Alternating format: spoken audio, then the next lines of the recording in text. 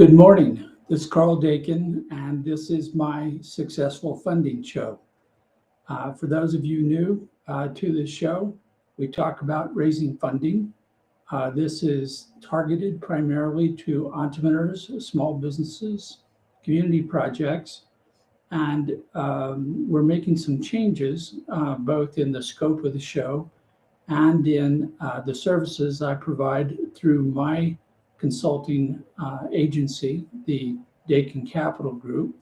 And we're trying to be a little bit more open, more directed, more investor focused on a number of the discussions and topics in order to try to address the gap.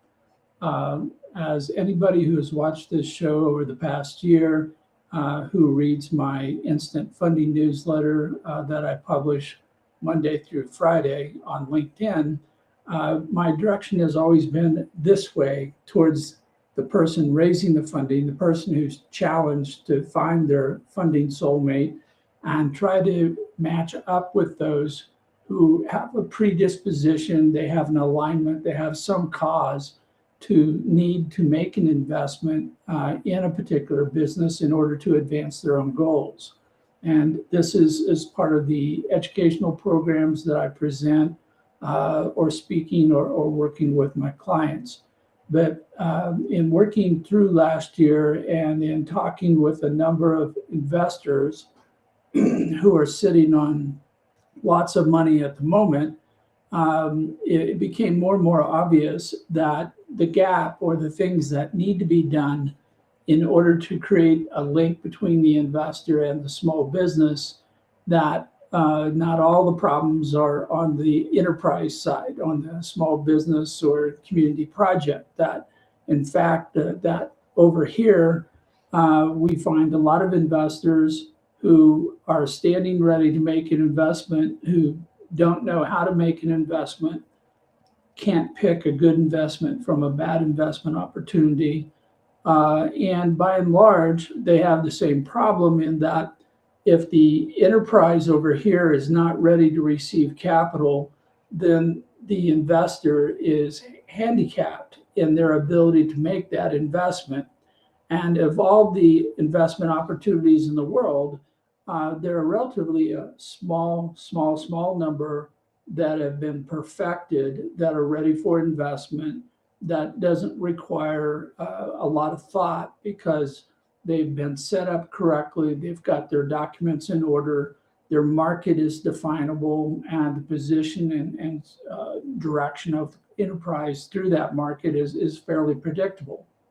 But the vast majority of investment opportunities are missing 1, 2, 3, or a dozen different things in order to get them to a point where they would be a perfected investment opportunity. So I have been working since late last year into this year to try to figure out how do I help close the gap between the enterprise and the investor to bring them closer together so that an investment can happen.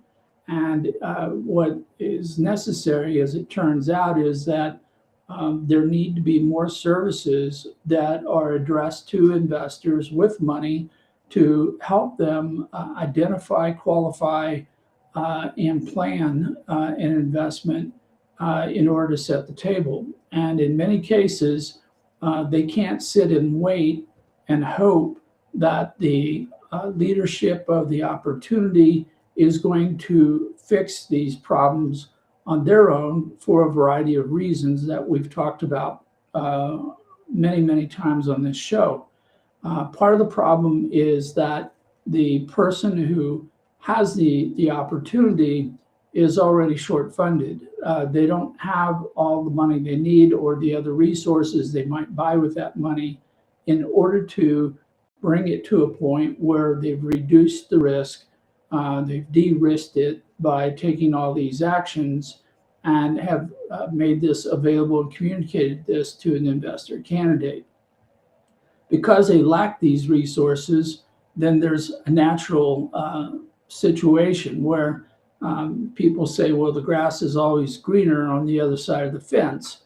well, that assumes that the fence is about this wide, whether it's made of barbed wire or it's made out of some other type of fencing, when in fact we're looking at a chasm, a Grand Canyon in some cases, where there are so many things that need to be done for an investment opportunity in order to realize its full potential. And on the one hand, the enterprise cannot do all these things because they're lacking talent or money or other resources. And then the investor is sitting here going, well, as soon as you come over to my side of the canyon, I'll write you a check. And this gap is something that's impacting everyone forever that's been out there trying to raise funding. And so part of what I'm looking at and exploring is what can I do to help bring, I guess this hand, the investor hand, I'm gonna have to get puppets. How can I bring these two closer together so that there's a higher probability that funding will occur? And this is a very important distinction in that if a enterprise and the leadership of a small business has done all they can do with the resources they have, and they still can't get good enough, close enough, shiny enough, however you want to describe it, to attract an investor, to engage them and determine that there is an alignment of interest, that there are reasons for them to work together, then a deal never happens. And this is kind of the zone that I play in, that I almost never see an opportunity that has been brought to a point of perfection where any investor can look at it and quickly make a rational decision on whether they should invest or not.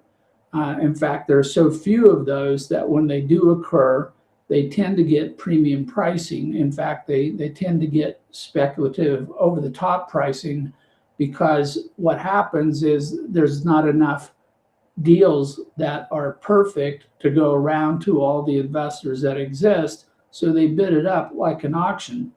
And this is where strange things happen, where companies that generate no revenue are attached to the label of a unicorn, and they're valued in the billions of dollars.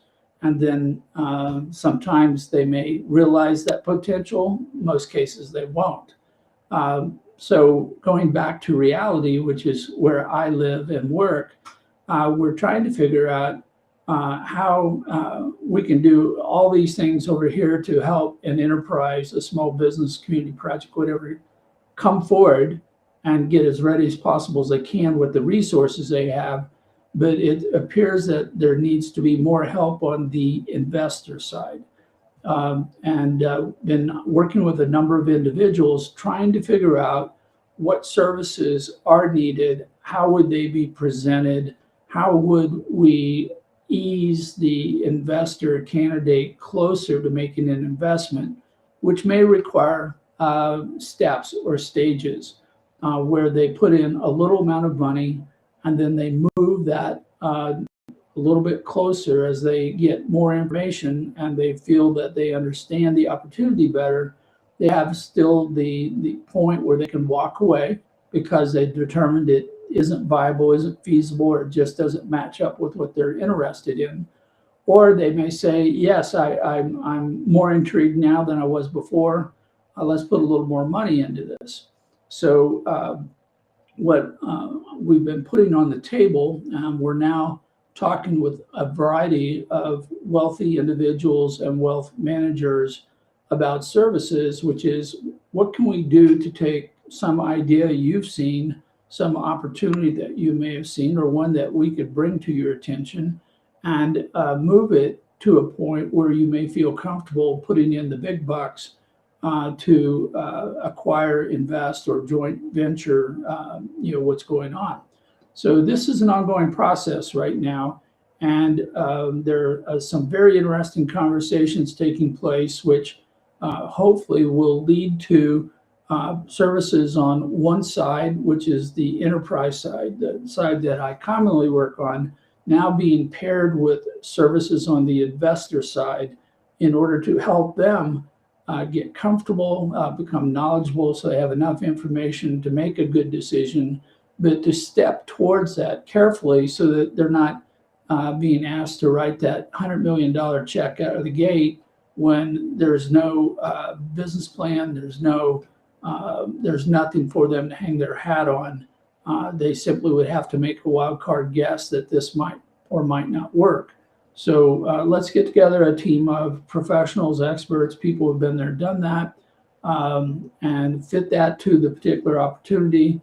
Let's walk first through a due diligence process to gather information, look at it, find out what everybody's thinking about it, and get a kind of a rough idea of what it would take to build a full tilt plan to realize the potential of this. And if the person thinks that the due diligence report, if the investor gets comfortable, then we're going to offer a next tier of services, which is to actually create the commercialization plan to take the idea, technology, business, wherever it happens to be on the spectrum, and move it to a point where we're ready to do the invasion of Normandy. We've got all the plans, all the troops, all the resources lined up, and we're going to pull the trigger, and then we're going to go take this investment opportunity and move it forward.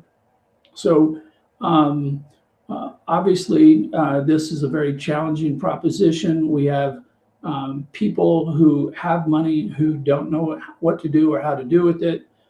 We have people with money who have hired other people to assist them, and some of these people are very easy to work with, and some of them are gatekeepers who don't want anything of any risk or anything that might unfairly make them look bad if that investment doesn't turn positive.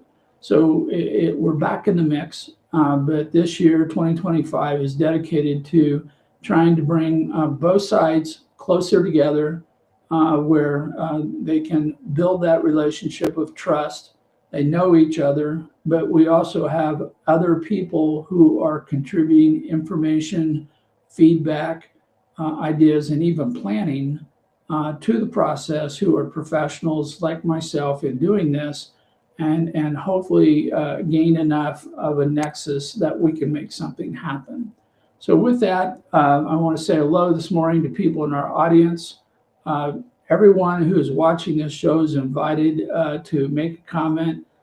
We have with us Zach Dane. Zach is an entrepreneur who is putting together a new company involved in fractional ownership of real estate. This is a very interesting proposition because the internet, basically the use of coin or cryptocurrency or other forms of value recognition can be used to allow more people to invest into real estate, which allows an entrepreneur to put together more deals because they have a new group of investors who may participate. On the other hand, we also are giving Joe and Sally, average person, another investment opportunity. They don't have to put their money in Wall Street. They don't have to chase Bitcoin.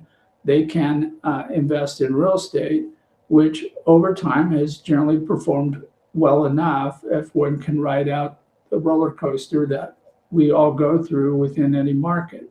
So Zane is actually going to help me with a course I'm teaching at the University of Denver.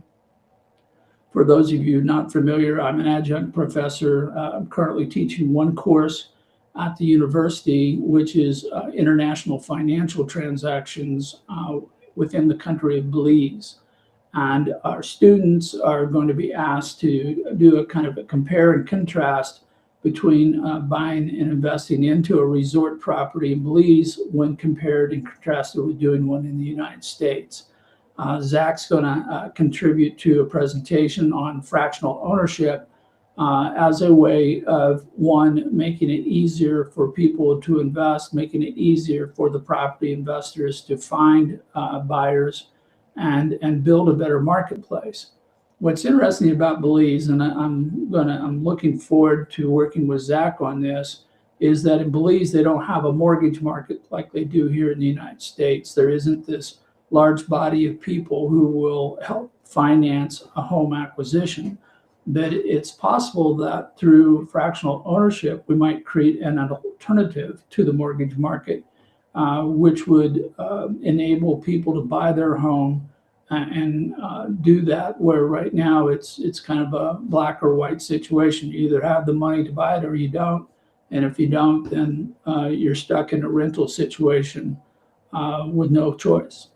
So thanks for being with us this morning, Zach. The other person I have with us is Emilio De Laurentiis.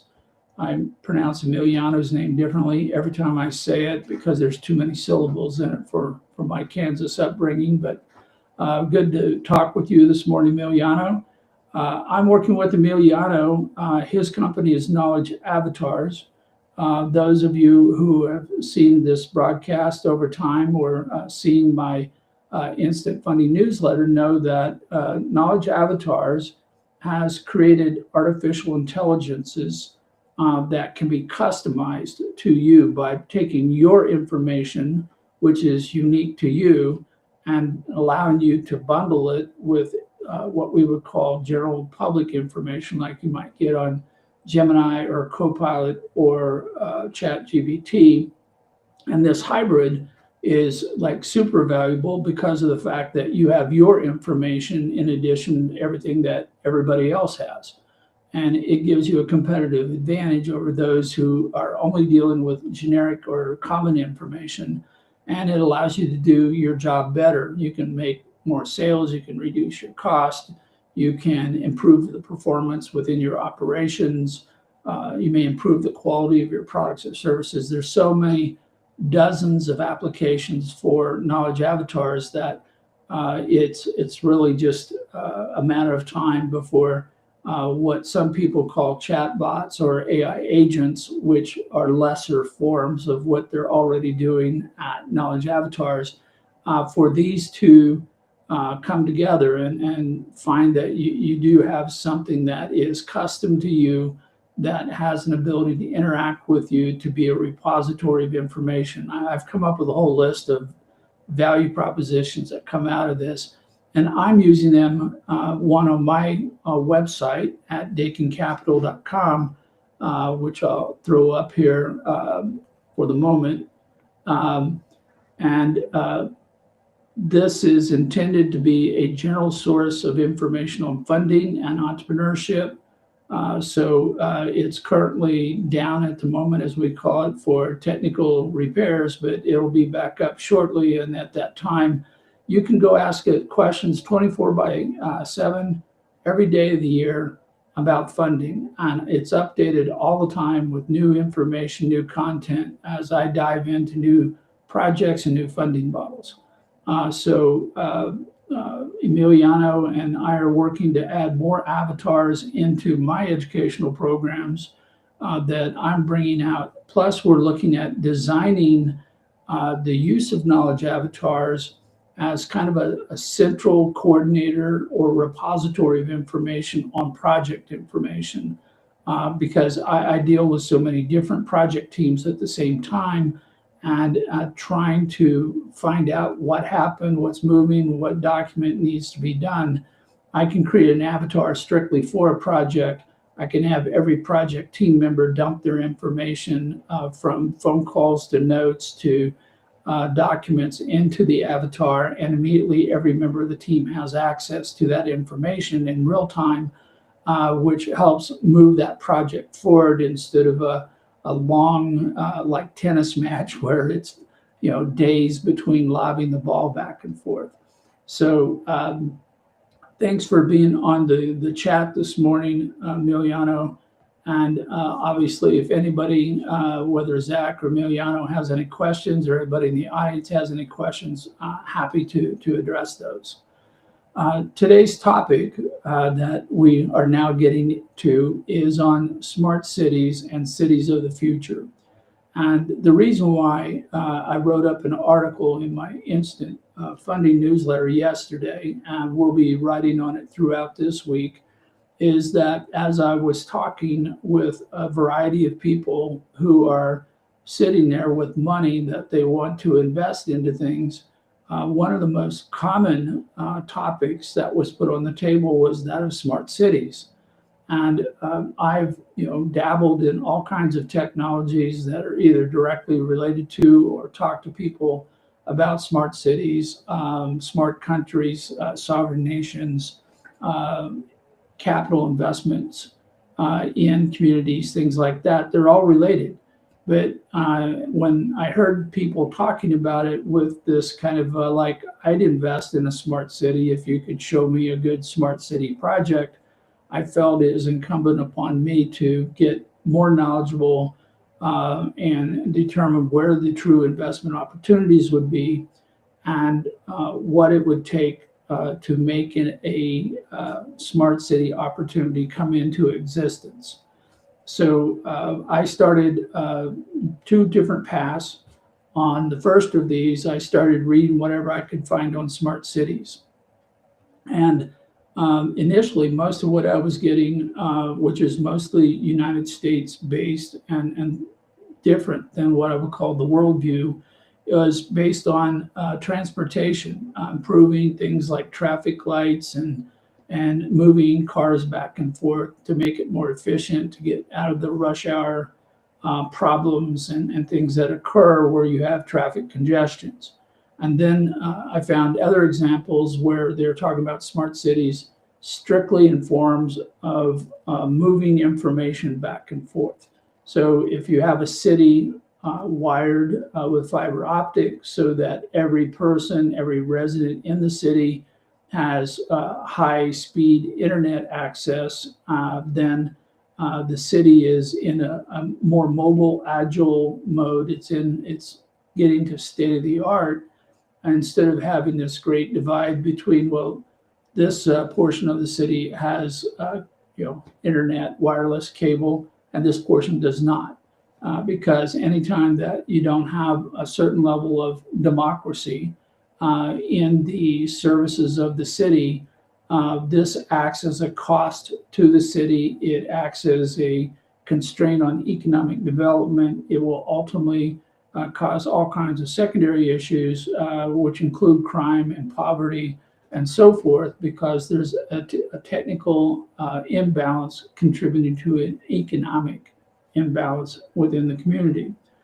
So as I was working down this path, I became aware that internationally, outside the United States, there are a number of indexes which have been created and used, some for decades, where they measure the outcome or performance of a city using different verticals or different buckets of information. And much broader spectrum, much deeper spectrum in terms of information, what's being evaluated, and so on.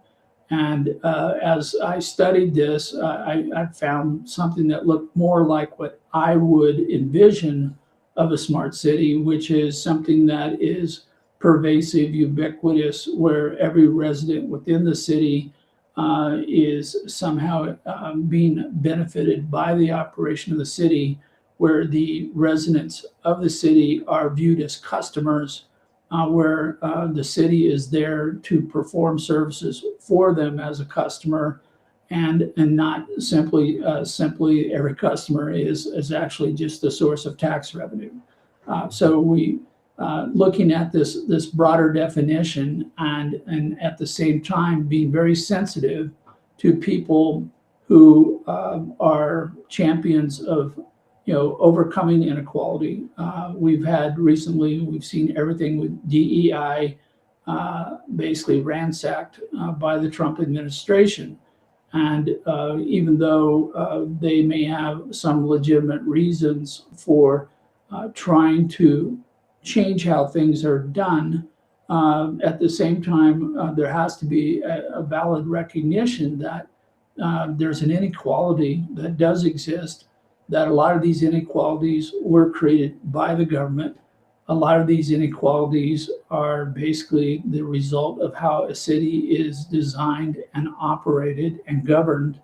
And if we're going to talk about a smart city, if we're going to talk about a city of the future, then we need to be looking at everything that a city does and how it has a value proposition to every resident of the city, whether they're long-term residents or temporary residents or visitors, and take this into consideration. So I started looking at a very narrow, almost high-tech only type of definition of what is a smart city. I've now looked at all these indices, and the one that I like best is one that is referred to. I'll get the name out here. It's called the IMD SUTD index. And IMD is a university that developed its own metrics. And in doing that, they then went out and looked at the cities around the world. And it was interesting because their approach, which is relatively new compared to some of these older ones, they were picking different cities to be the best cities in the world. They were looking at places like Singapore and Zurich as better cities than New York or London. And I think that the fact that they were using different metrics, it all contributed to how they came about this. But I think their primary reason why their valuation was different from the others is they used the United Nations Human Index, which includes the per capita income of the individual within the city. And I think that this is something that is missing from a lot of the others that tend to have winners and losers, that tend to overlook some of the consequences of poor governance, poor operations, and so forth of a city, and is in many ways a better standard to try to achieve. So this is all good from what I would call a kind of academic standpoint, but as those of you who know me, I have a preference to be on the ground and working to make something happen. And so I went to the other side of how do you define a smart city, and started asking myself, if I had to take a bare piece of ground or an existing rural or urban area, what would I want to do in order to make this a smart city? And again, I've got on my funding hat. I'm thinking about, well, yes, these are things we want to do, but who's going to pay for it? I don't want to get into a bunch of fantasy, a bunch of wishful thinking. I want to ask myself, if this needs to be done to create a higher quality of life for the residents of a city, how would I go about doing that? Who would be involved? What resources do I need? The same analysis that I do for an individual enterprise, I'm now applying at the city level, where we're talking about everything that's defined as being within that city. Now, this work is in many ways an extension of a lot of work I did last year on community investment funds, where I spent a lot of time looking, studying, and talking to people about how would you create a fund to help an underserved or under-resourced community rebuild itself, revitalize itself. And what I came to understand was that an investment fund is simply a group of enterprises, that instead of the complexity of raising money for a single enterprise, if you go into a community, you're going to be looking at lots of enterprises, because you want to gain some efficiencies of scale. You want to gain some momentum or commonality, synergy, by raising money for a single fund to help multiple businesses, multiple real estate developments, multiple community projects all at the same time. Well, the smart city is essentially one more layer above that. We start with the enterprise, we go to a community, and now we're talking a whole city. And it doesn't matter whether the city is 1,000 people in rural America, or it's a urban area in one of the largest cities in the world. We're going to be facing the same kind of questions. They are different. Every city is unique, like every investor is unique, and every enterprise is unique. And now when we bundle a bunch of enterprises together, a number of community projects, a number of things happening within the city, we still have novelty. But the problems start, kind of sifting and sorting through them. You start seeing similarities, you start seeing common issues that have to happen. And so I'm now building a model that has 5 smarts in it. So one for each finger, because that's about as much as I can count this morning. The first one of these is, I'm calling it smart knowledge. And so I'm going above and beyond information. A lot of people think information like ChatGPT, that once you have all the common information in the world, that you're done. And you couldn't be really further from the truth. These AI tools are wonderful, but if you don't have the unique custom information of every individual, of every organization, of everything, then what you're saying is, I've got all the stuff that everybody can see, but I don't have any of the stuff that's in any degree of privacy or confidentiality, or is not in any information system at all. And at that point, you have a major problem, because you're basically saying all we have is this consensus information or generic information. We have nothing more than that. So in particularly working with Miliana Knowledge Avatars, looking at the question of who can benefit if they have control, management, and the ability to utilize their own custom information in a way that advances their personal goals, their organizational goals. And you start to see certain things like knowledge that is custom may be used internally. It may be used to engage or interact with the public. You may have layers of custom information, and this is what a city would represent. So when we talk about knowledge and everything, if we were to design a city of the future, to use the broadest possible term to go beyond what some people use a limiting phrase of smart city, if there were a fire in a building in a city, I would want the fire department, who is tasked by the city to provide this as a service to its residents, to know what building the fire is in. I would like to know what room in that building the fire is in. I'd like to know the status of the fire before the firefighters get there. I would like to know everybody who is at risk in that building that the fire people need to deal with, so that when they get there, they don't have to go through a guessing game. Who's in the building? Where are they at? What's going on in the building? If the building is designed from scratch so that it has thermal sensors, it has people locators, it has all this information, then the fire people can do their job at an optimal level. But that information about who's in the building, where they're at, and so forth is obviously dipping into custom information as well as private information. And so now we have to start creating boxes around knowledge in order to frame out what knowledge is there, who has access to the knowledge, when do they get access, under what reasons or rules do they get access. And this is in many ways similar to a trade secret program or an intellectual property protection program for an enterprise, where you have certain information that the public can see, you'll have certain information that anyone in the enterprise can see. You may have certain information for each customer, which gets a little bit more private or needs to be held in more privacy, where maybe not everybody in the company gets to see it.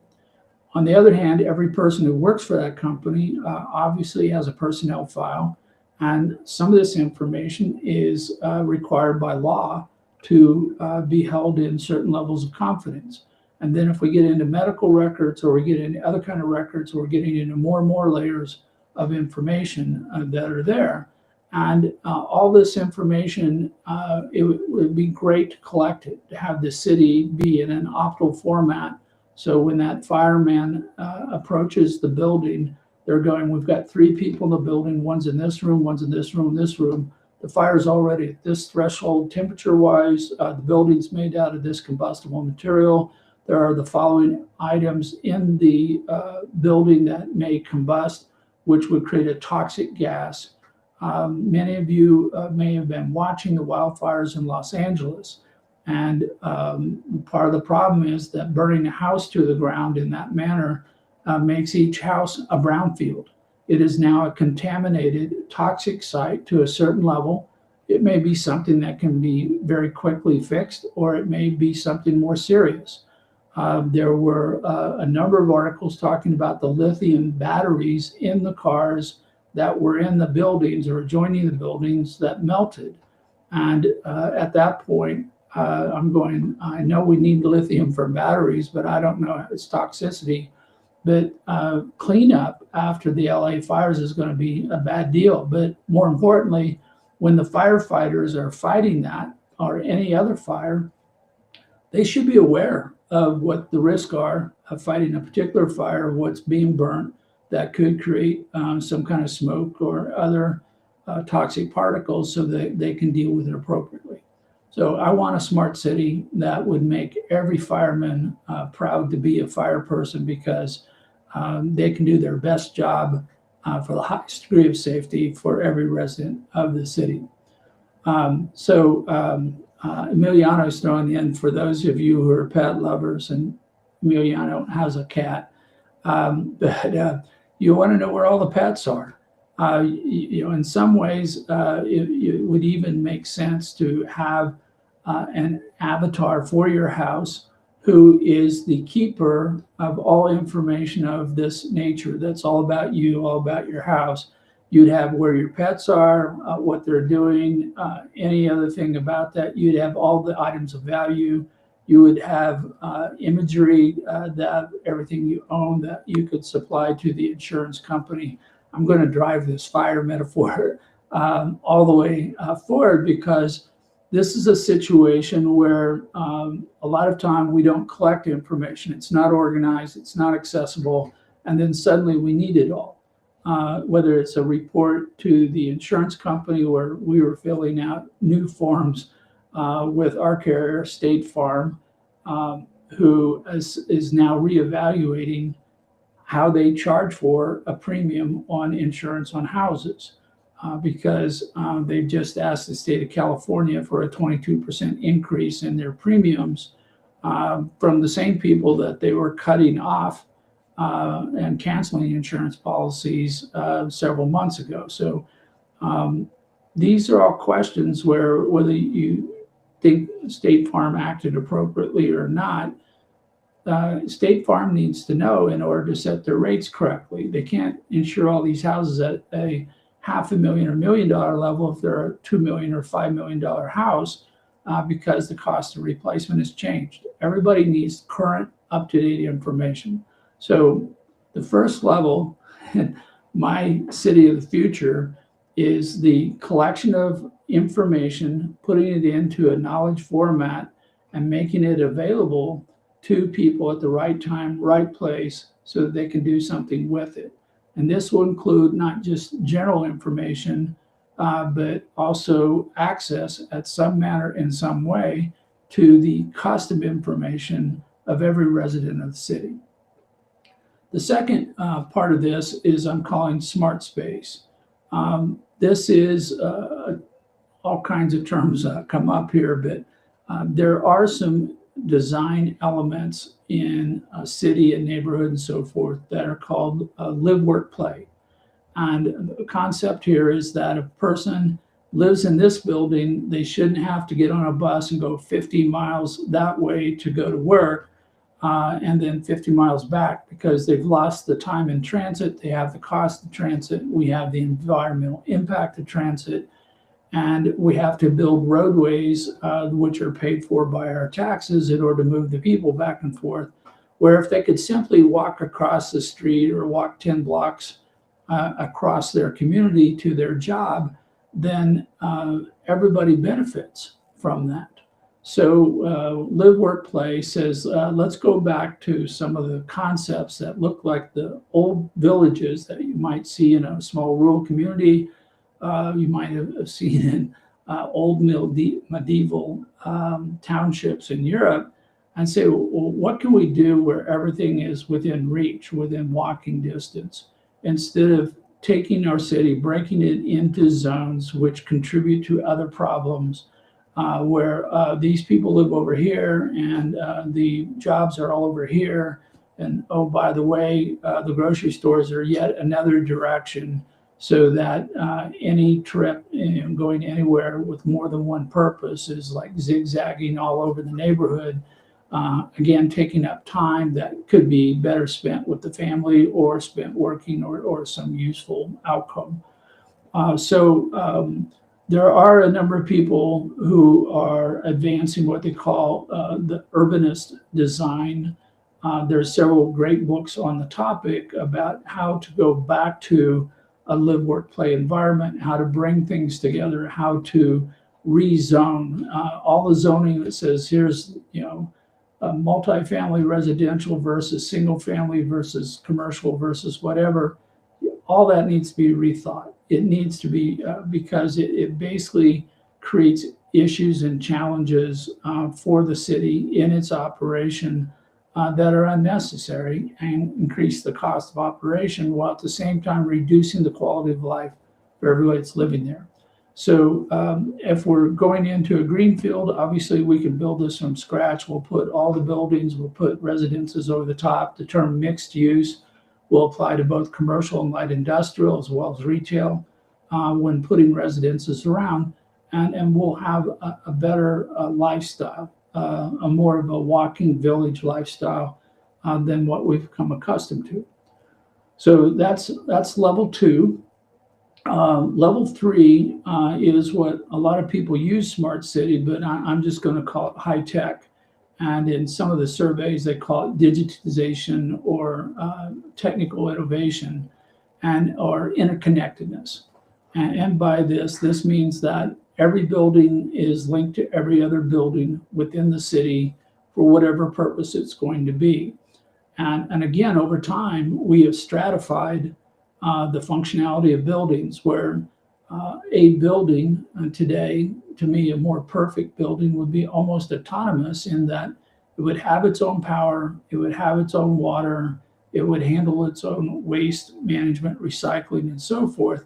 Where in a perfect world, you would get this building to be highly efficient, and it would not be dependent upon power sources halfway across the country, on water that is scarce, all these other things that, again, the government is in charge of. And in this case, in the city would want to try to help every citizen have everything. So as we start looking at the city model, what we're talking about here is, are the buildings working together collectively in the aggregate for the benefit of everybody? I first saw this term used in a smart city presentation a few years ago in what's called an energy performance district. We had, as an example, a campus, a college campus, where certain buildings were gymnasiums, certain ones were engaged in other activities, and they're all using different levels of power, and they all had different capabilities of generating their own power, whether it's by wind, water, thermal conversion, or whatever. So instead of having each building be autonomous into itself, you think of yourself as a district. How can we get all these to work together? So if this building needs more heat and this one does not, can they work together to create a lower energy consumption, a lower cost of energy in order to do that? And now if we take that to the entire city, where we go, well, we know we've got rainwater coming in that we could capture. We've got gray water and black water in our waste systems. What can we do to try to get these things to be most efficient, to reduce, again, transporting things across great distances in pipelines and conduits that were built 20, 30, 40, 100, 150 years ago, and now having to replace, update, and maintain these at a cost that no one can afford. So we want to look at building a city that might be zero maintenance for 50 to 100 years. Think about it, that potential concept, that this is an investment today, capital item. We want to amortize this, though, over a long period of time, and we want the cost of operations to be minimized so that we're not having to go back and rebuild from scratch a roadway every 4 years or something of that nature. Ask ourselves, how can we design the city to be connected so that each element in the city is contributing to the operation of every other element? How can we build for resilience, a new term that is really climbing the charts in the face of hurricanes and wildfires? And then how do we get this all to work together? So that's level 3.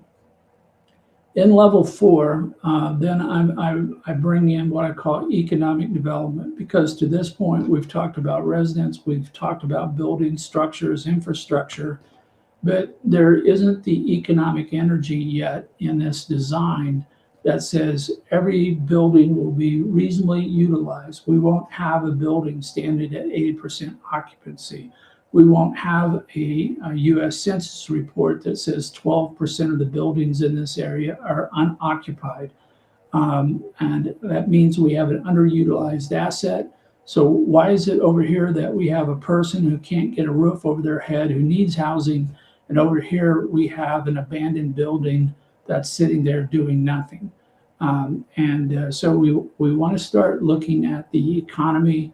The economy starts with businesses in the community who are exporting products and services outside the community.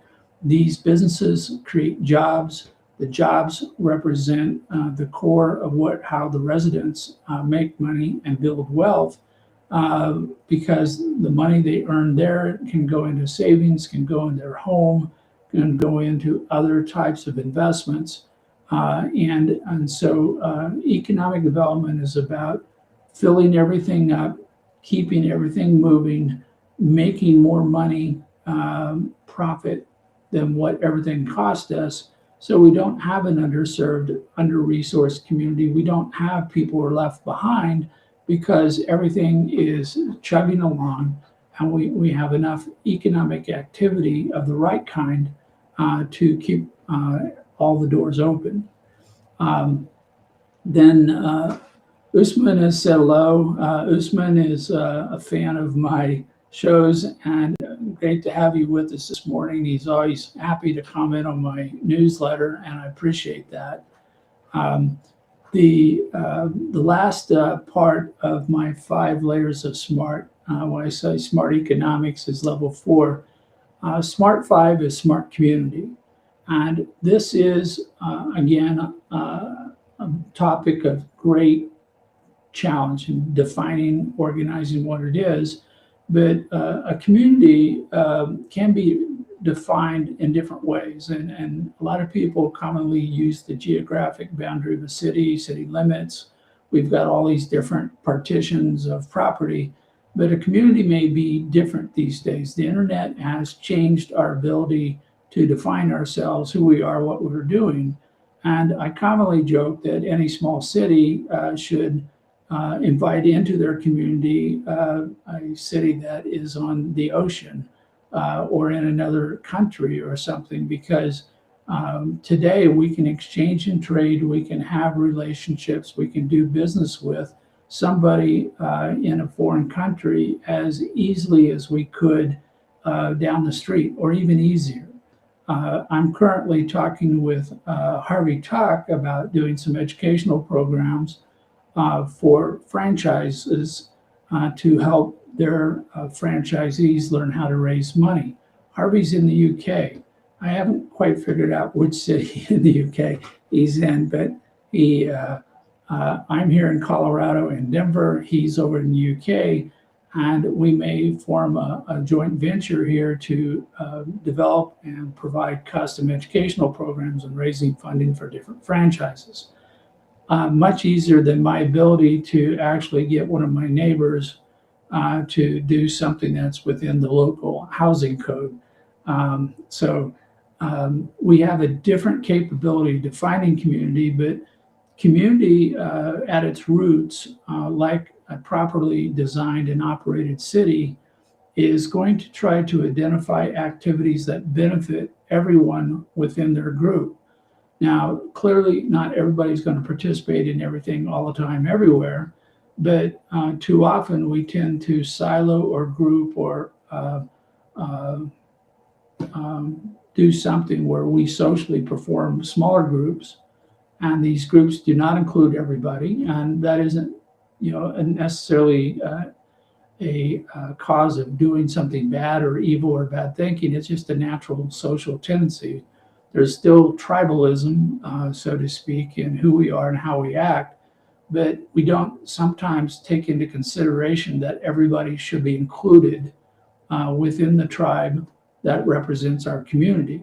And our community is often defined as being a city, but in fact is a group of tribes which may have some or little commonality when we get down to certain aspects of how the city operates and how it works.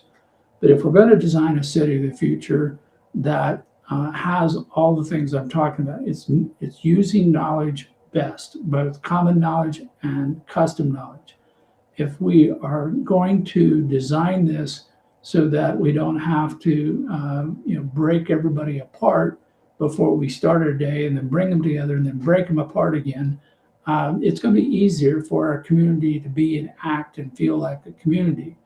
If we then talk about how everybody's connected, so everybody is able to get on the internet, everybody can use ChatGPT or some other AI agent, for doing some of their stuff, then we're moving in the right direction. Now we got to keep this economy, energized. We got to keep it moving. We got to keep jobs happening. We have to improve the skill level of the people in the community. This is one of the things that showed up in one of the indexes that surprised me, but they were measuring the skill level, which may or may not translate equally to compensation or a person's income relative to everybody else. It's in that same zone where you may measure some things easily, other things are harder. Measuring income is easier than measuring a skill level, but nonetheless, we got to work on the skills. So that brings us to the community, where if we think of a community as a social pact between ourselves and everybody else that's in our community, where we recognize that making sure that everybody in our community is benefiting, it's actually that makes our life better, whether we're paying lower taxes, we have lower crime, we have less incidents on the highway, we travel a lesser distance, we consume less fossil fuel, whatever strikes your fancy. These all have a lot to do with how we organize and work as a community together to get things done. And as it was described to me, the perfect community is a perfect democracy, one that's not limited to the concept of politics, but applies to every resident having access to the ability to do something within their community. It doesn't require guaranteeing everybody get a minimum wage or that everybody is treated perfectly equally within a socialistic environment. But it does mean that we don't have unnecessary, arbitrary constraints imposed upon people because of any reason whatsoever.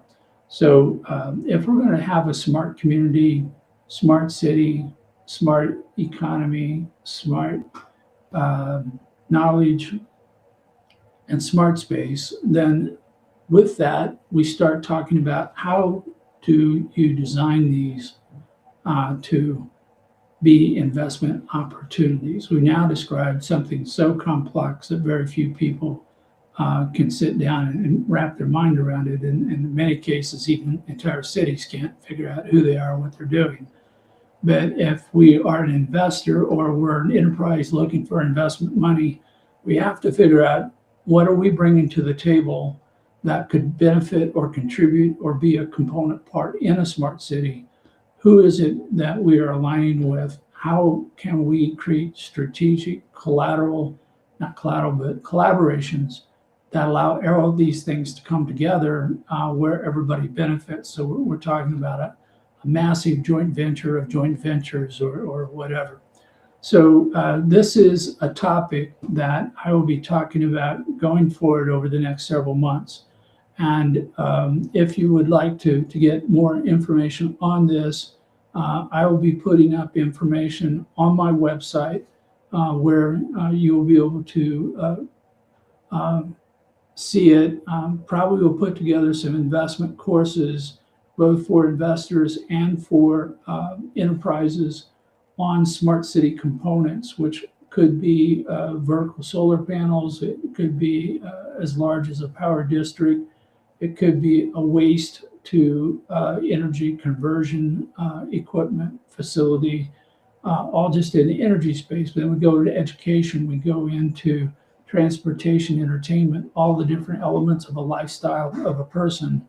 These are all opportunities, but as we're going forward over the next several years and dealing with the current chaos, not only in the capital industry, but in general, we have to go kind of back to the basics. We have to start looking at fundamental understanding of how things work, how they work together, and how they work best, and how we translate those into opportunities that would both be managed by entrepreneurs and funded by investors.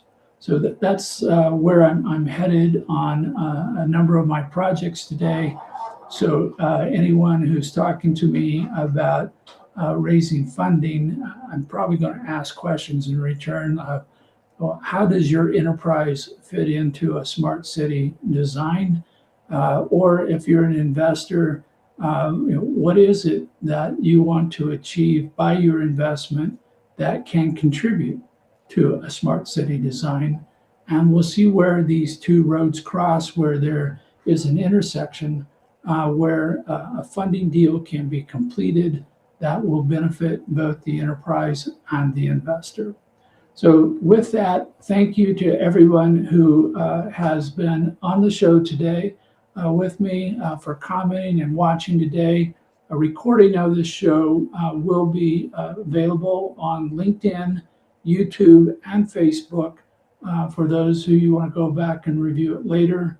And the transcript of this show will be trained into the CAP avatar and probably will become part of a special educational program that I'll be developing later this year on the topic of smart cities. So thank you for being with me today.